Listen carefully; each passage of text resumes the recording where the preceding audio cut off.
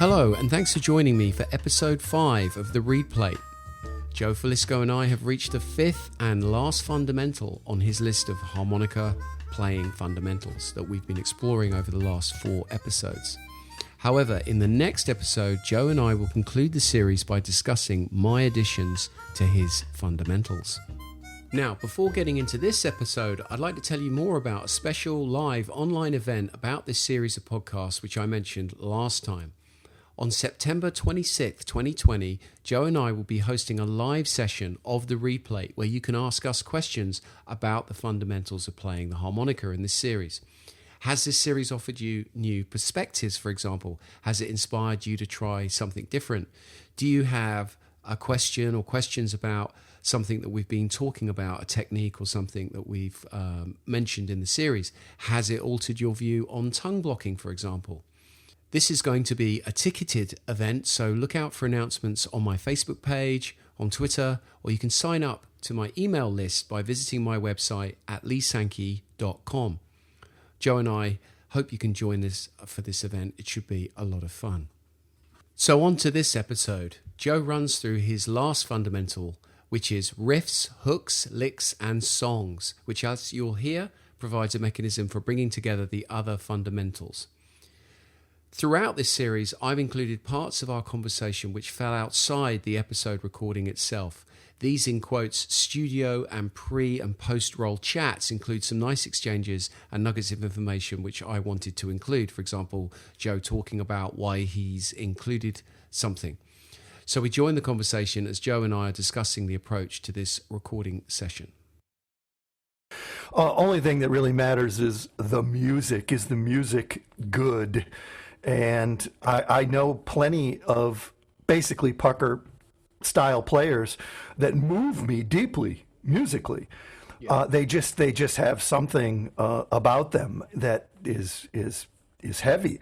But it goes back to this idea that, you know, if you're going to play the piano, everybody who, if they know going into it that 5 fingers is better than 1, they opt to go for the 5 fingers because that lends itself to a better sound. So my thing, it has always been, I feel like somebody needs to be really clear that as a player, if you hope to sound like Little Walter, Big Walter, or one of the Sonnies one day, you can't get it by making puckering your home base. Yeah. And I've been really slow to being outspoken about it, but I feel like somebody needs to really step up and say, no, it's not. Those guys were not pucker style players. And if you pursue it that way, you're not going to get there, which is not a bad thing. If you're making good music and you're having fun, who cares? But yeah. If right. You can really see the big picture, that to me is what it is. Yeah. Let's get into the last fundamentals. Yeah, which is, you've got 8 down here, and I'm just outlining before we get into the recording. So the kinds of things I'm going to ask you are kind of why these, right? You've got 8 different riffs. What are the particular things that you're calling out here? And I'm very much looking to have a discussion with you about those, because by no means was I thinking that was definitive. I was really actually trying to create a starting point of, okay, you call yourself a blues harmonica player. These are like some basic things that you should at least be familiar with. Yeah. And I also think it'd be interesting, are there any of these particular riffs, hooks or songs that you feel really exemplify what tongue blocking is about? Maybe there's 1 or 2 that really bring it to life. You know, for me, it's that thing of going from, lip purse to those kind of things. Is there something about tongue blocking the cha-cha-cha that takes it to another level or something? So and anything where he says or the mannish boy thing, if you lip purse that, it's like what? So I might ask you something about that. Are there particular ones that really sort of jump out and exemplify what tongue blocking is all about? Okay, everyone. Welcome back. So we've been working our way through Joe Filisko's list of fundamentals of playing the harmonica, and we now find ourselves at the last fundamental, which Joe has down as riffs, licks, hooks, and songs. So this is the fifth one. So what's the thinking behind including this kind of content, Joe, in the list of fundamentals? I think that most people that are familiar with the role of the harmonica in blues can say with a fair degree of confidence that there are certain signature licks, riffs, hooks that are kind of inseparable with how the instrument comes across in that genre. There's certain things that I feel like that everybody who plays blues harmonica should at least become very familiar with.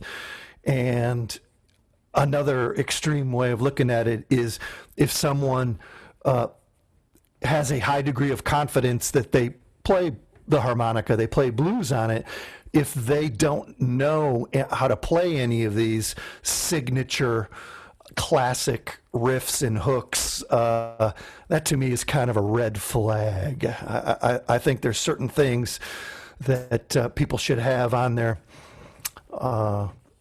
in their line of sight that they are working towards.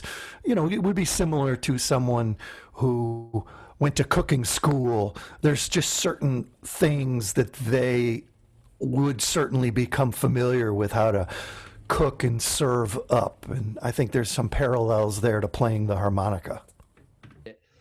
So you're saying that these, not being able to do these riffs and this kind of red flag in a way to be able to kind of evoke certain things you'd expect within the blues. I think also, would it be true to say if you're learning these things, it's also going to equip you if you turn up at a jam session or are playing with other musicians where these kind of things are going to come up routinely, right?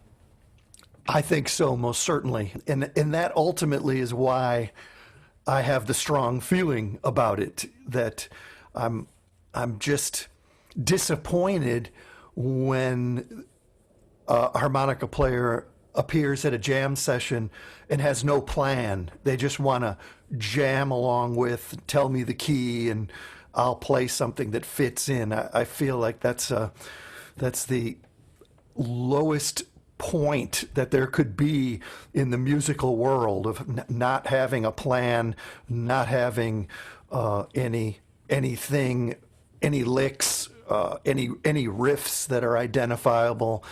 But this is one of these things that I'd love to sit in a room of 10 accomplished players and really get their opinion on this too. I'm forming the idea continuously in my head, pertaining to the subject of riffs, licks, hooks, songs. Yeah, they're like jazz standards in a way. What are the blues equivalent of those kind of jazz standards for harmonica players? So you've got 8 down here, which I'll run through quickly. Boogie plus, rumba, box, tramp, hoochie coochie man, I believe that would be. I'm a man, Manish Boy, and cha cha cha. So what was the rationale behind these particular 8? And I know that you're not saying this is a definitive list, but these are some that you've put out there. They're all quite different. So was that what was informing your choice of these particular 8 riffs? Yeah, this was my starting point for just asking, if we were going to settle on a list of just 8, what 8 musical things, or really their bass lines is what they are. But if you go to a jam and you start off a song,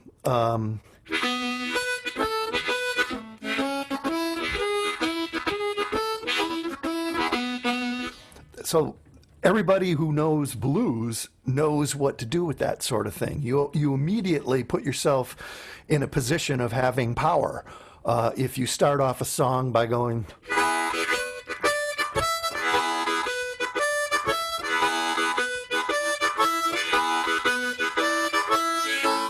then same thing. You know, a band knows instantly what to do with that as long as they can find the key, as long as you make the key clear.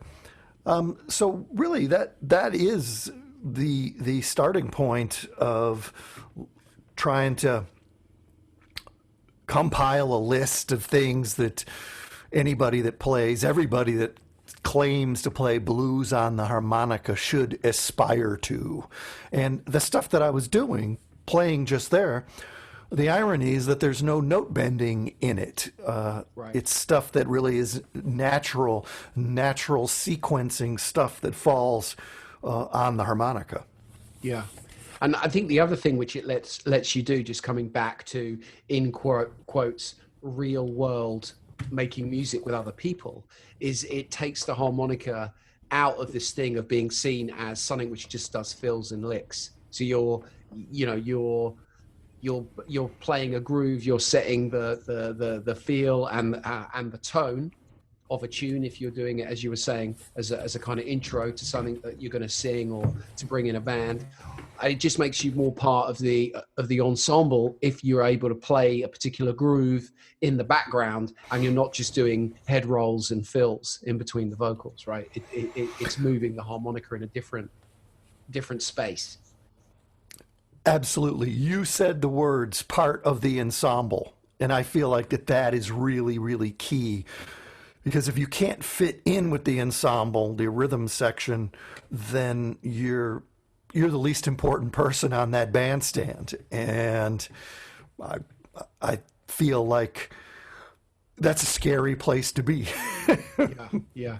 And you do, I guess you see it not that often, but occasionally you do see sort of guitar players at blues jams, who you can see they don't really like playing rhythm guitar. Their contribution is licks and fills. But you see guitar players who really enjoy playing rhythm and love laying down those textures. They just fit into the band in a completely different way. So I guess this is all part of that same sentiment.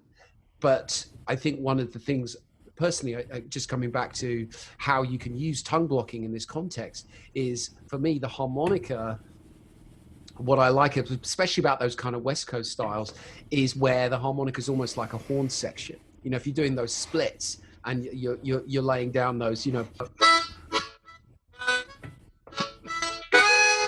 all those kind of split stuff over a shuffle or whatever it is, you can take the harmonica into a different space and contribute to the music in a different way. And we're going slightly off on a tangent because that's not groove based. It's all part of this idea of not just doing vocal line and just doing stuff like that in between. It's sitting in the music in a different space. Yeah, going back to what you said, it's pointing you in the direction of trying to become part of the rhythm section, part of the band, you know, the hidden layer, you know, thinking in terms of a pizza, you know, you don't want to just be the toppings all the time. You should really find a way that you can fit in on other layers. And, you know, that really relates, going back to the discussion that we had about the organ sustaining or the train whistle sustaining. You know, that's a completely different way of becoming part of the rhythm section, part of the band, and not just waiting to do fills. Yeah. So I guess we're saying, don't just be the cheese. Well, it's the toppings, really, I think, more than anything. And it's the cheese is already you know, a higher, more visible layer of the band. Yeah. Yeah. Okay. So let's talk about some of these things that you put down. So the first one is the Boogie Plus. So what do you mean by this? What does it sound like? Do you want to give us a quick demonstration? And you bet. I don't know if this is an official term. It just so happens it's what I end up calling it, but it's in its simplest form. It's 1, 3, 5, 6, which is.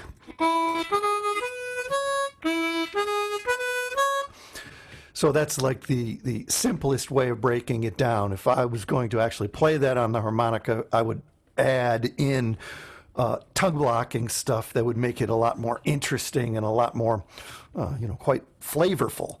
But that same basic 1, 3, 5, 6 can be sequenced over the 4 chord. So you're already right there with the 1 chord and the 4 chord. You already have 11 twelfths of a 12-bar blues that you can play, and that's powerful. That's a very, very powerful thing. There are many little variations, possibly infinite variations of this, because you could play 1, 3, 5, 6, flat 7, 2. Kind of makes it like a call and response variation of this boogie lick. It's much more difficult to sequence that over the 4 chord, but it still is a variation. This is a variation too.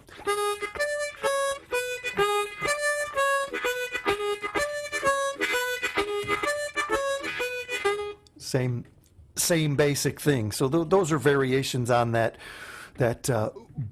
boogie style lick that basically outlines the triad, the chord notes that are part of that harmony get outlined by playing that. And powerful. I think it's a powerful thing to be able to do and understand as a harmonica player.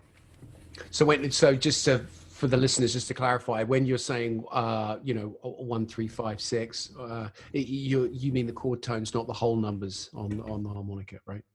That is absolutely correct. I'm kind of speaking in music theory terms. Those 3 notes, 1, 3, 5, are the notes that comprise the E major chord. In blues, the dominant chord is actually more common, 7th chords, 1, 3, 5, flat 7. And so either one of those chords I'm outlining when I play that boogie style lick riff. And so the next one on here, we've got the rumba. So what's the thinking there with it's a different type of groove. It's obviously got Latin in it, but you do hear it in blues, right? Yes, I think maybe give or take 10% of blues is of a groove that most people, at least in my area, come to think of as a blues rumba. And it's a straight 8th groove. It's not a swing shuffle style groove, straight 8th groove. And it basically has this kind of thing. I'm going to outline the chord also when I play it, 1, 3, 5, which on the harmonica, on the A harp that I'm playing, holds 2 inhale, 3 inhale, and 4 inhale, whole numbers. So that's the rumba is.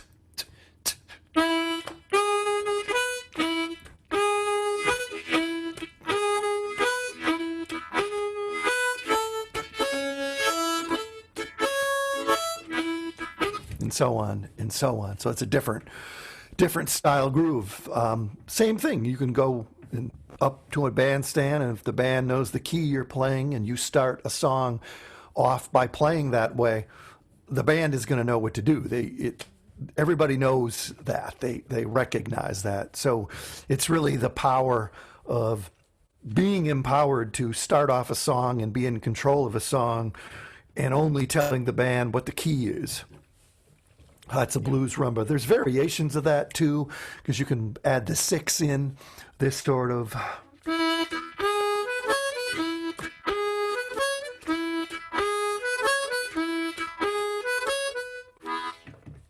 That sort of sound, same rumba sound.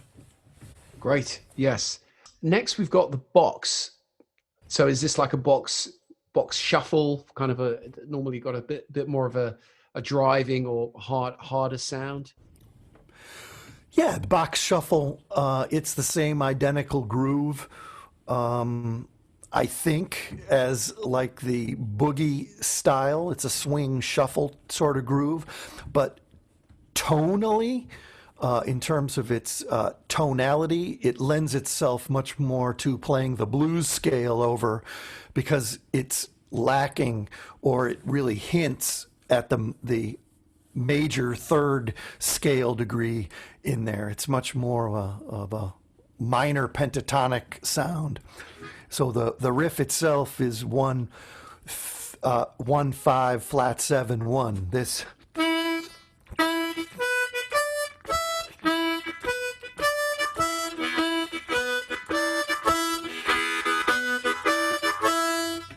that sort of sound. The flat 7 in there, which is a strong blues scale note, has a way of changing the whole flavor of that. Like I said, it's, if you were going to improvise and play over that, you'd be using a minimum amount of major third scale degrees or major sixth scale degrees. You'd be much more leaning towards blues scale tones, the flat 3, the flat 5, and the flat 7 scale degree.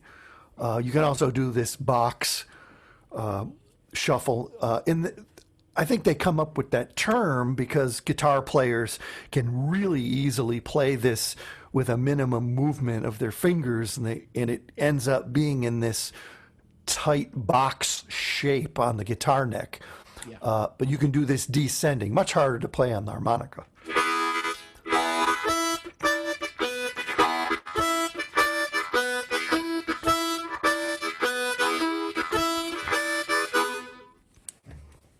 Little tongue descending switch in there at the end. Sure.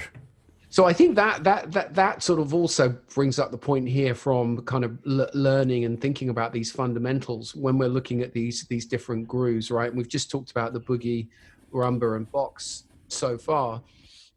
You can play these using that combination of single notes, tongue blocked, but then you can mix it up, right? Based on all the things that we've talked about. So if you're landing on the 1 on the draw 2, maybe you hit that as a single note. Maybe you hit it more as of a chord. Instead of hitting the draw 5, you do a draw 5-2 split.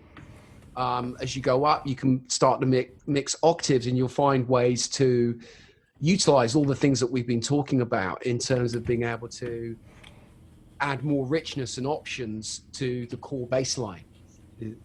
That's the idea here, right? These are great ways of practicing all the techniques we've been talking about. Definitely. That is the reason why using your tongue blocking as your default embouchure is so tasty. It's because all these other sounds are really readily available to you. Readily available, definitely. Yeah, and it gives you more options. So the next one, the tramp. So I'm not familiar with this term. What can you explain what the tramp groove is?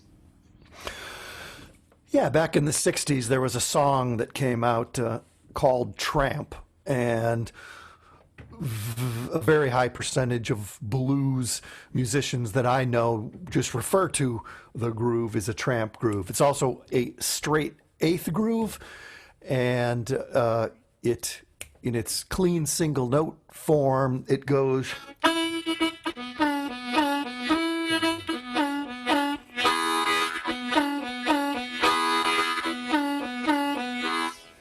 That sort of sound. Same thing. You play that at a blues jam, people immediately know what to do, how to fit in with that.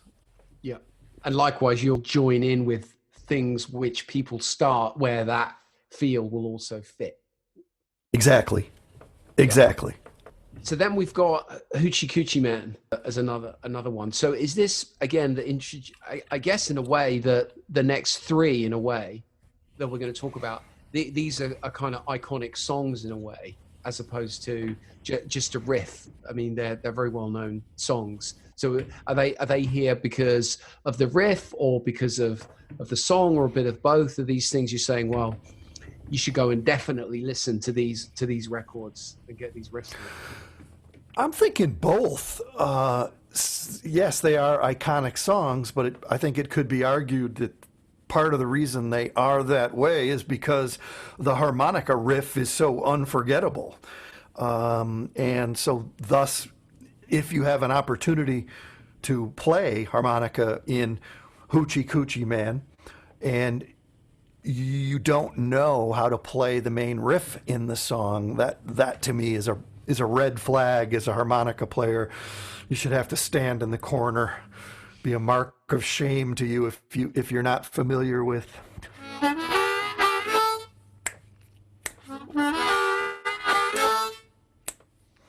Yeah, if you happen to not have an A harp that day, or the singer of the band wants to do it in a different key and you have to play it in a different harp position, if you have to do it in the key of E, I think you should know that you can do it. Or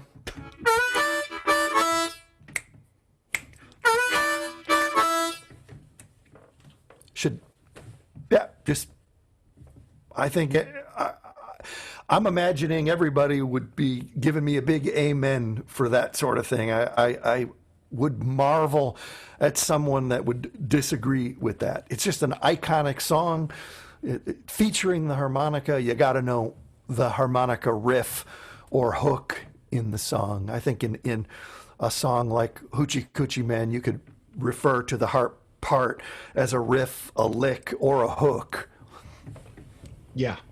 So it's the thing which really signifies the tune, isn't it? Right from the beginning, right? And then we've got I'm a Man.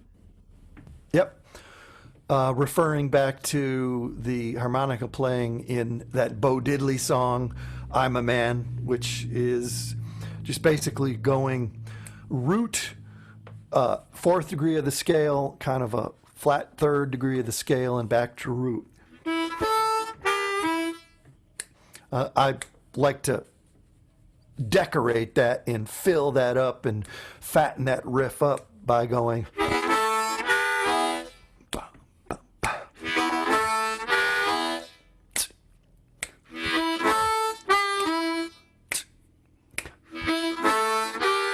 Matter of fact, you can even play it.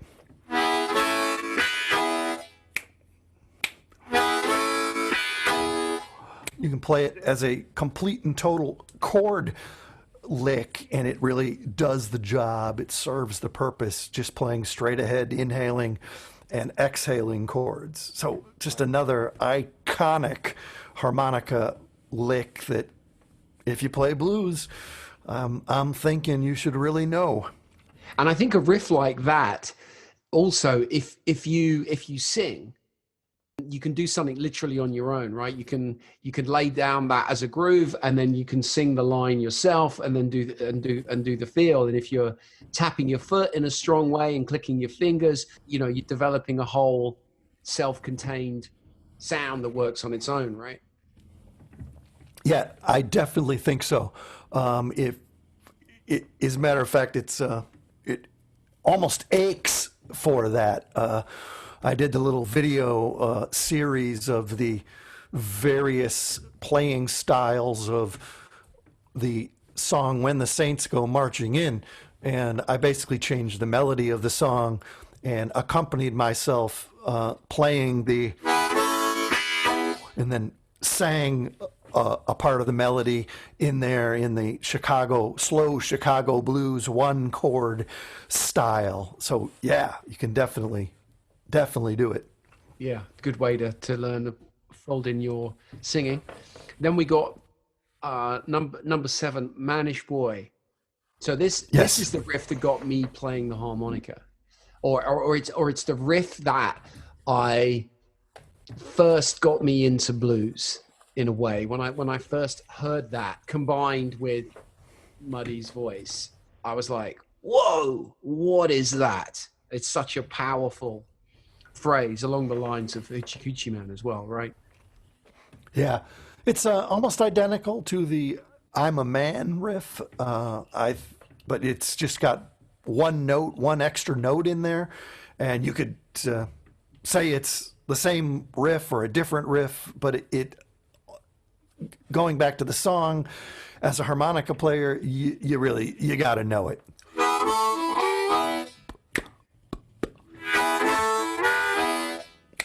It's just, man. Yeah.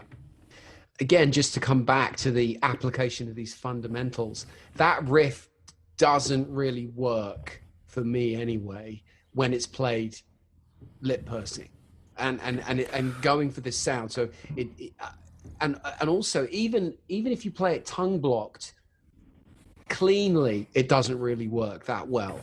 It's this idea of being able to feather in some of that, you know, those dirty notes that you were talking about, which is so important. So you can get away with some of it lip purse, but if you literally play the notes as they're written down in tab, you're not really going to get it. You got to go deeper than that and really feel about how the notes are fired and the sentiment behind them and the other bits of seasoning you can put in there, which transforms it from a set of notes into certainly in this case, a kind of attitude, if you think about what the tune is actually about and the kind of energy and confidence that this riff is trying to get, the swagger it's trying to get across. It's very hard to do that lip pursing or without any extra fuzz in the notes, if you know, to my ears anyway.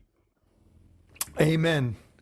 I would be so bold to say that I think you can measure the intensity of blues, and you can think of it in terms of horsepower, you know, having a powerful engine versus an engine that's not powerful, or you can measure it in terms of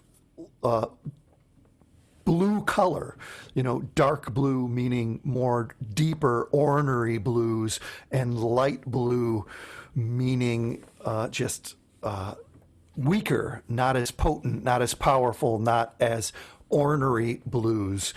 And I would say that if you play that note, play that riff, or either one of those riffs with clean single notes only, then you're playing it with the least amount of horsepower.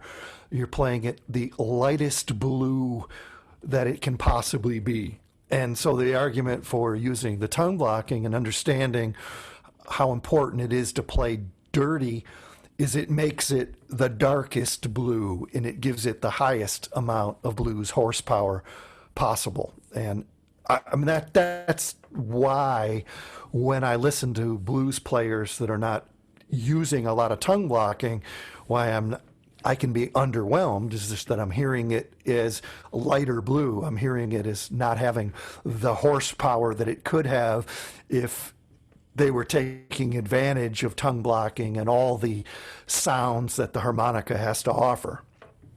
We were talking about it earlier, but it's this idea that you probably begin playing the harmonica lip pursed, and then that's fine, and you can play these notes and you can do these riffs, everything we talked about in terms of single note playing, you obviously can do lip pursed. But when you suddenly think, oh, I want to get closer to James Cotton, Little Walter, Sonny Terry, whoever it is, then you'll hit this wall where you won't be able to get across the other side. You won't be able to get into the same space unless you're using these techniques. I guess that's why it comes back to this fundamentals of the harmonica. If you want to play these kind of styles, and if you want to get these kind of sounds. Exactly. Exactly. Yeah, that's how it works. So the last one on this suggested list is cha-cha-cha. I was happy and surprised to see this in a way, because again, this isn't a list of fundamentals of blues harmonica. That's not how you position, because we've talked about Cajun styles and, you know, country harmonica and other types of styles. But this one again is coming more out of the Latin kind of feel, right? Yes. I think sometimes I hear people bellyache about blues being slow and all, the too many shuffles, too many medium tempo shuffles. And so I'm always like looking for ways that as a harmonica player you can express yourself differently. So in this context, a lot of it really comes from like the recordings of Muddy Waters and how they start off and end the song walking through the park. They start off with this cha-cha-cha groove, and then they do change the groove, but it's this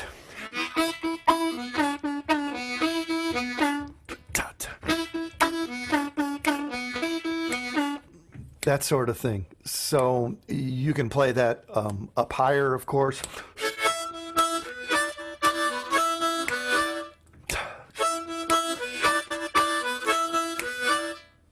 So you can kick off a song that way. That approach, playing it that way, is very, it's a little more blues scale because of the flat 7 appearing. But there was, I don't know, I think as a Slim Harpo had a tune that goes, same groove, identical groove.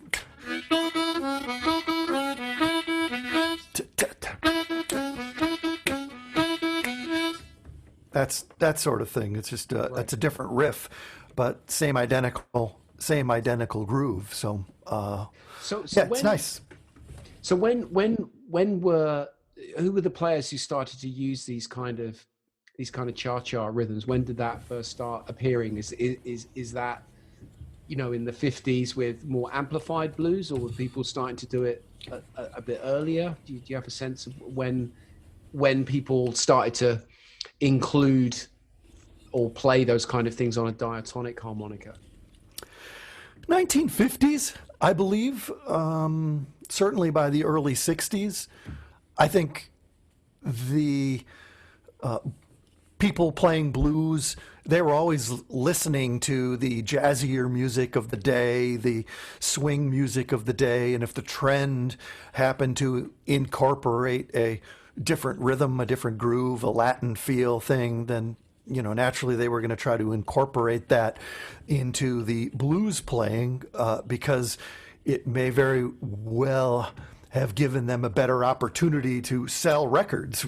I think the idea of being an original and doing something unique, it certainly has value, but back at that time, it didn't have as much value as selling records and keeping your record company happy and having them say, yeah, we got to get you back in and do some more songs. It was about selling records at that point in time. And so there was the Muddy song, Walking Through the Park, that incorporated that kind of cha-cha-cha thing. Slim Harpo had a tune. I think the name is Buzzin', but I'm not positive. And then Junior Wells had that instrumental cha-cha-cha in blues. I don't recall if that was the very late 50s or the early 60s. A nice instrumental that's worth checking out. And those are all straight eighth grooves, the cha-cha. So, as a harmonica player, if you have to have a set of music, it's really nice to break up the swing shuffle stuff, which seems to be predominant, and break it up with some straight eighth grooves that can be very refreshing. It doesn't appear in this section of riffs and licks. It actually appears in the chord section, but the ham bone thing, just the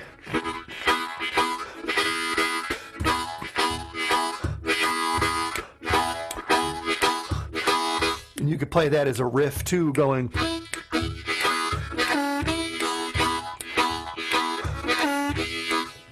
same thing.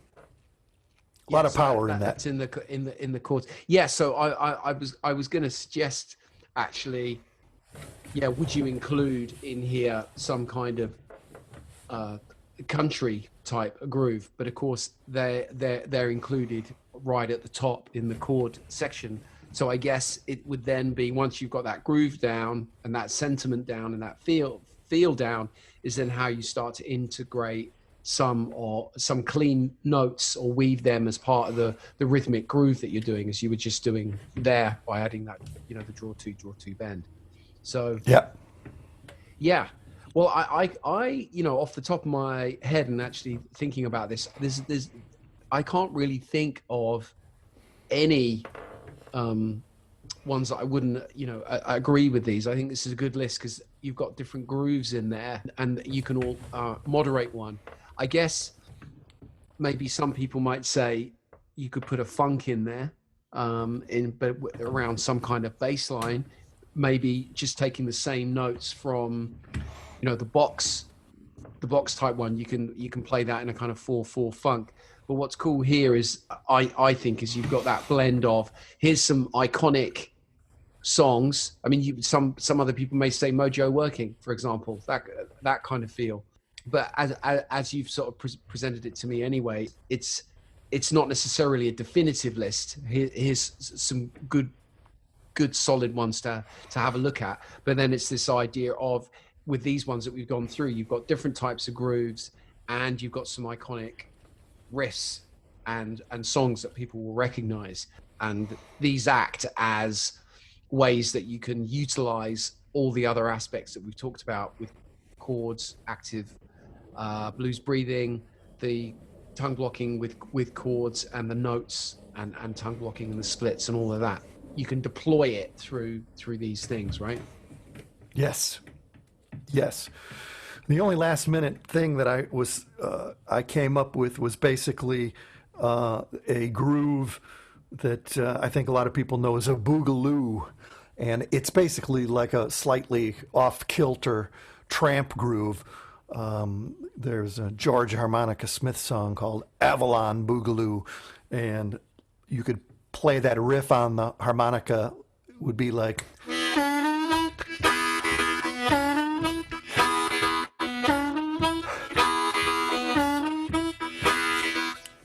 So it's just very similar to a tramp, but the chord appears on the second beat. Right, a different emphasis. Yeah. So I think this has been amazing to go through all these different fundamentals. So we've got the chords, active blues breathing, chords and tongue blocking, notes and tongue blocking, and the section we just been talking about, the riffs, licks, hooks, and songs. So this list and the sort of notes that we've been going through, people will be able to get it from your website if they wanted to get more information about this, or are you thinking about producing some other content or material around this? You've obviously got your YouTube lessons, and you've got the Filisko store. If people wanted to find out more about what we've been talking about and this teaching material and the lessons that you give, where can people go to find out more about it? It will be under the learning guides section of the FiliskoStore.com. There's a bunch of stuff already up there, right? Yeah, just I think of it as the list of things that I wish I would have known when I started playing, and it's not to be read like a book. It's just a mess of ideas, my thoughts on bending, my thoughts on tongue blocking, the pros and cons, this whole idea of fundamentals. So yeah, there's not a lot of detail about it. The detail is actually here in what we did, and the overview, the guide, the bullet points will appear at the Filisko store under the learning guides. So there we have it, the last of Joe Filisko's fundamentals of playing the harmonica, riffs, hooks, licks and songs. Over the last 5 episodes, Joe and I have covered in huge detail his list of 5. We've talked about chords, active blues breathing, chords and tongue blocking, single notes and tongue blocking, and today, riffs, hooks, licks and songs. It's been a huge pleasure to talk with Joe on this topic of fundamentals and to have the opportunity to go into such detail with someone so knowledgeable and passionate about the harmonica. Joe and I hope you've enjoyed these conversations as much as we did putting them together. In the next episode, Joe and I are going to end the series by discussing the fundamentals I would add to this list. Once again, if you're interested in taking part in the Reedplate Live on September the 26th with Joe and myself, look out for announcements on my Facebook page or sign up to my email list at leesankey.com. Thanks to everyone who's been in touch. A quick shout out to Adam Lark, Silent Garage 7, Ron Sale, Kerry Crowell, Chris Humphreys, Henk, Al, Ron, Thomas Carroll, and Arndt Hoffman. If you've enjoyed this podcast, you can help by writing a review and giving it a rating wherever you listen to your podcasts. You can get in touch with your questions, comments, and ideas by emailing info@leesankey.com. Once again, my thanks to my guest Joe Filisko and to you for listening. Until next time, keep well. How come when she holds my hand, I can walk like I'm 10 feet tall?